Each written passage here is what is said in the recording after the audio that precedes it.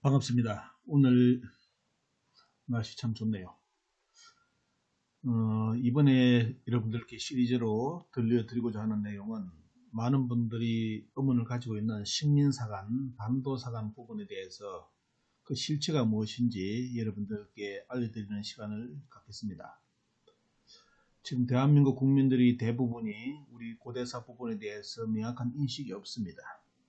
왜 이렇게 되었는가?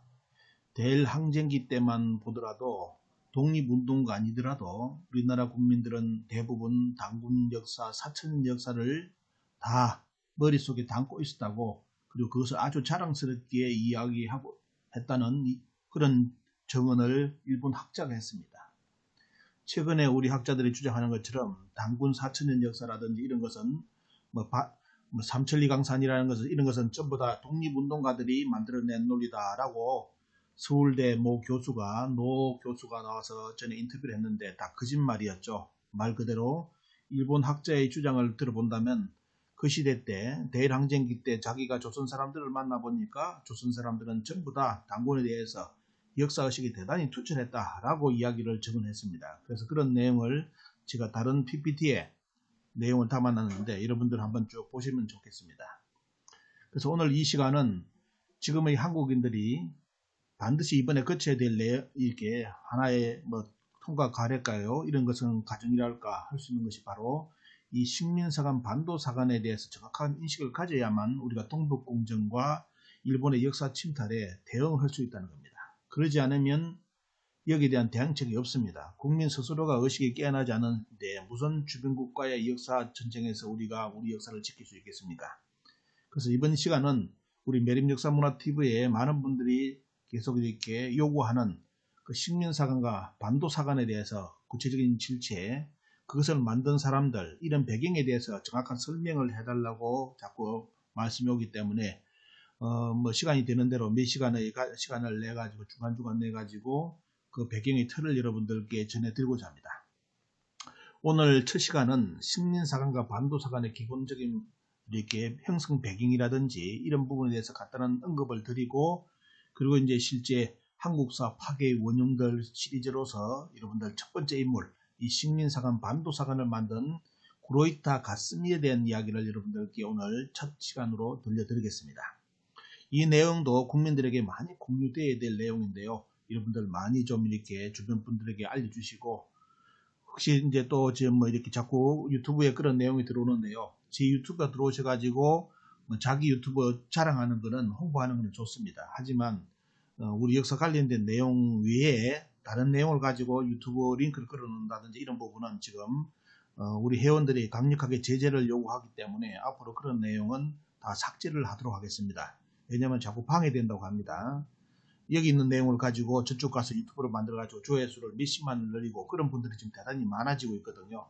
그래서 그런 부분에 대해서 우리 여기 회원분들이 계속 지적하고 있기 때문에 지금 제가 감정상 하는 건 아니고요. 여러분들 좀 이렇게 제 유튜브 같이 저는 바람이 많은 유튜브가 양산이 돼가지고 역사의 진실을 알리는 쪽으로 좀 썼으면 좋겠다는 그런 내용으로 저 자료를 많이 실어 놓습니다.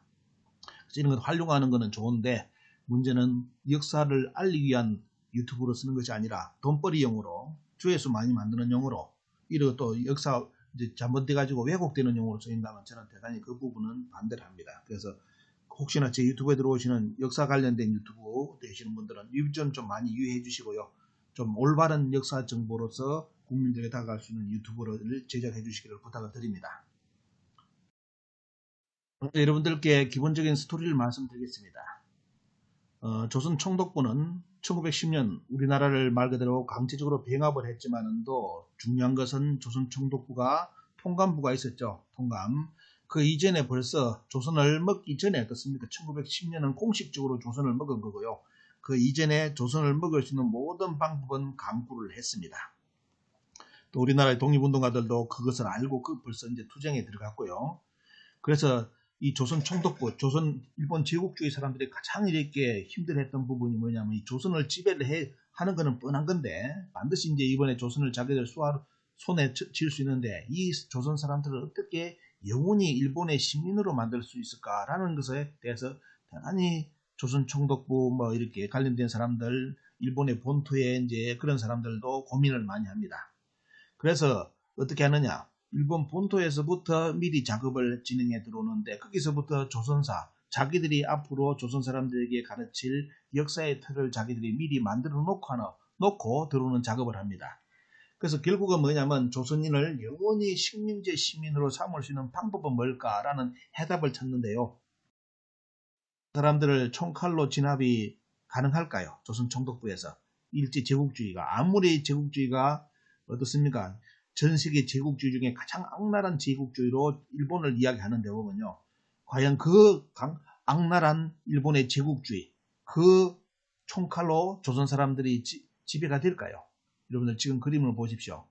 일본 제국주의 이렇게 군인들이 말 그대로 어떻습니까? 손을 자르고 하죠. 여러분들 유관순 누나 기억하실 겁니다. 유관순 누나는 어떻게 이렇게 돌아가셨느냐?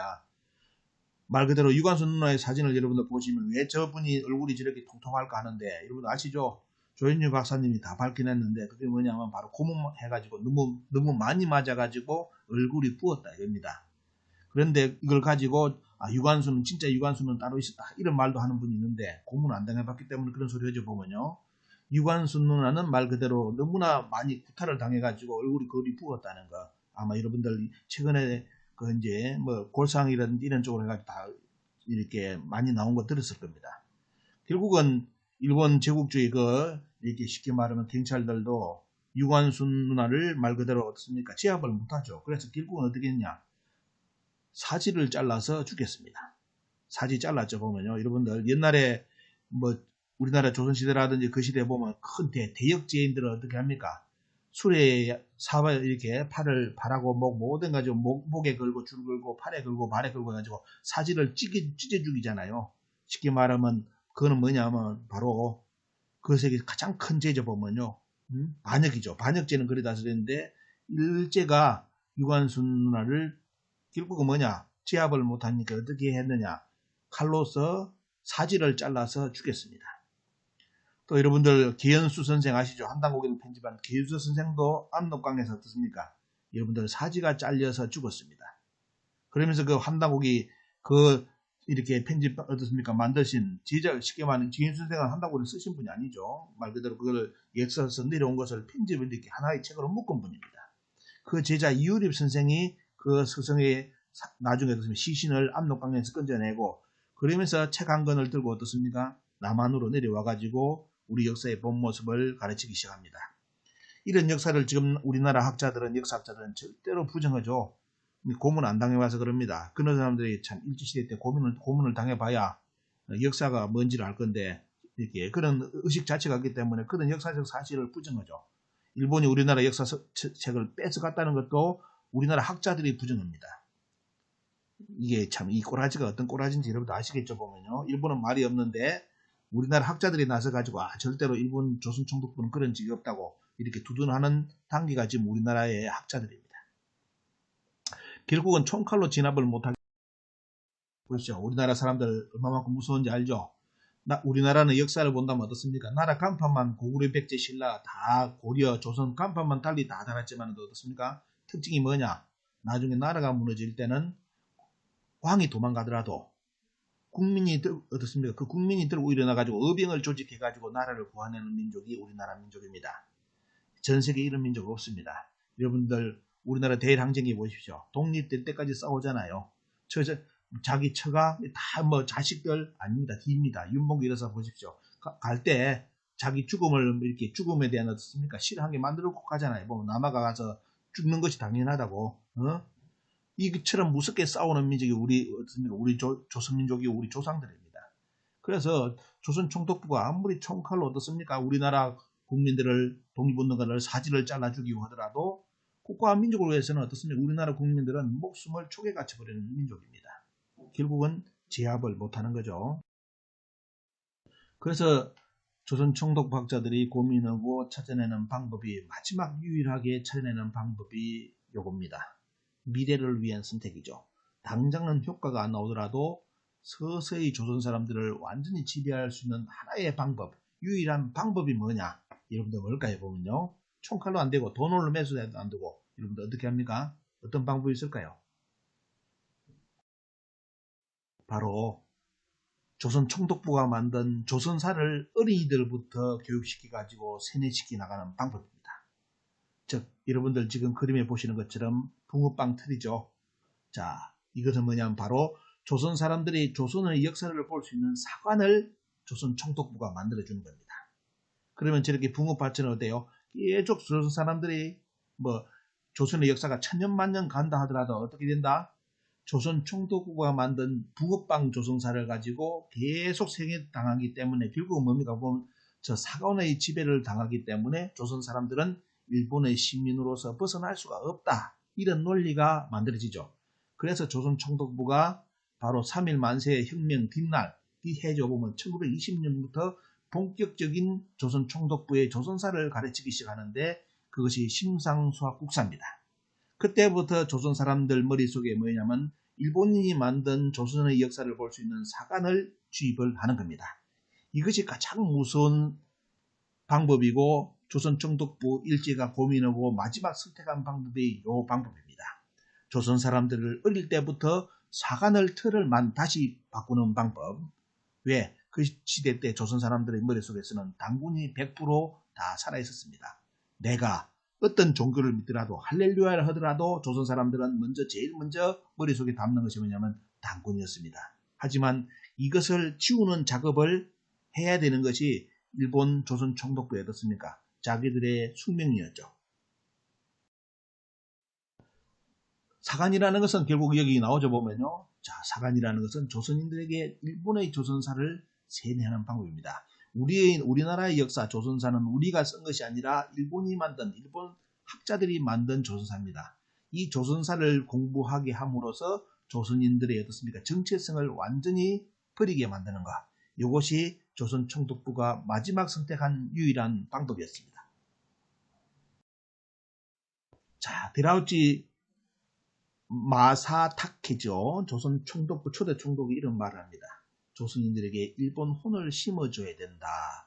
자, 조선의 혼을 심어주면 안 되고요. 일본 혼을 심어줘야 이게 지배할 수 있는데 일본 혼을 심는 가장 중요한 방법, 가장 빠른 방법, 가장 확실한 방법은 뭐냐? 바로 조선인의 머릿속에서 당군을 지우면 식민지 국민답게 만들 수 있다는 겁니다. 여러분들, 이건 자, 가장 중요한 겁니다. 자, 조선 총독부가 노린 제1의 포인트. 조선인의 머릿속에서 당군을 지우면 조선 사람들은 식민지 국민이 될 수 있다. 저렇게 떼들지 않는다. 독립운동 안 한다. 이깁니다. 그래서 결국은 마지막 선택이 뭐냐면 조선 사람들의 머릿속에서 당군을 지우는 작업. 뭐죠 보면요. 바로 역사교육입니다. 사강교육을 시작하는데 지금 이 방송을 들으시는 분 중에 지금까지도 당군이 아직까지 어떻습니까? 명확하지 않고 신화인 듯 그냥 뭐 신화의 의미다라고 주장하는 생각하시는 분들, 그분들은 조선 총독부의 식민사관에 어떻습니까? 바이러스에 거의 다 점령당한 분들입니다. 자, 이 방송을 들으시고 그분들은 내가 왜 당군을 인식하지 못할까 이렇게 생각을 한번 해보시기 바랍니다.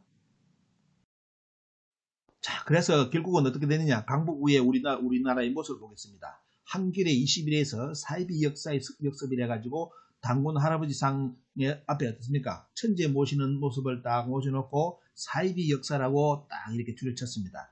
왜 저 표지를 했을까요?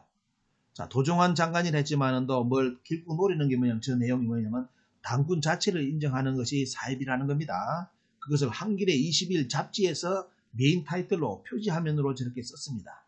지금 여러분들 한국의 현실이 이렇습니다.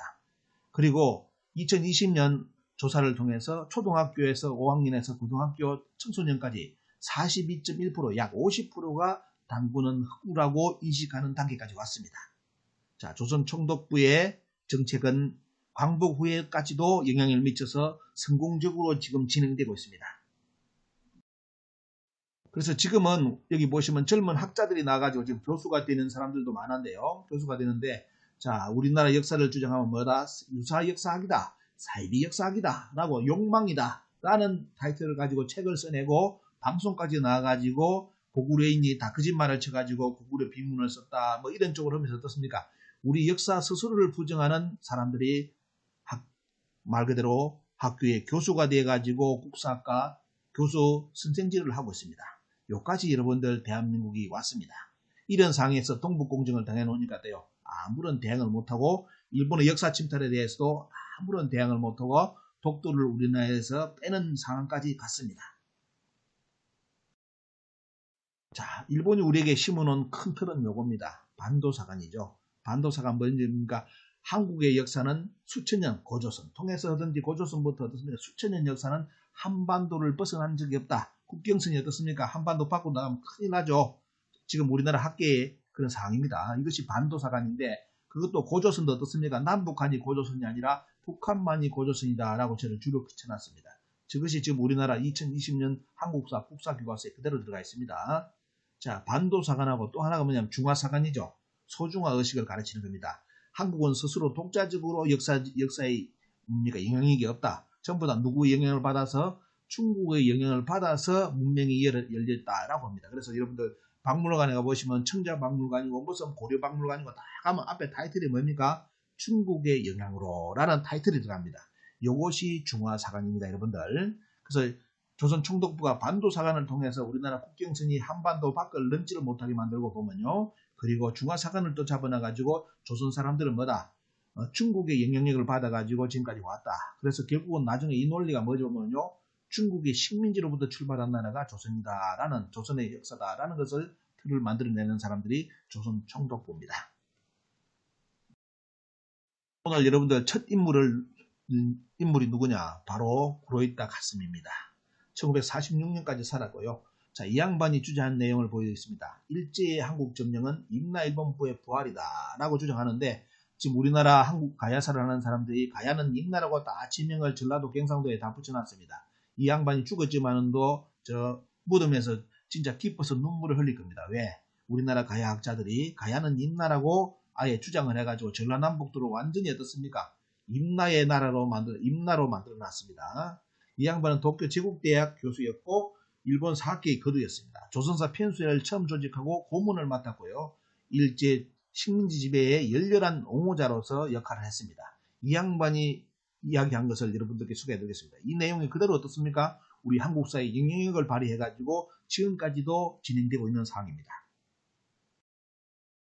이 양반은 평가는 뭐냐? 한국사관의 초석을 다진 자로서 역사의 평가가 됩니다. 여러분들 한국사관 아시죠? 천황폐하 만세입니다. 만세일기의 천황폐하 만세. 천황만이 최고다.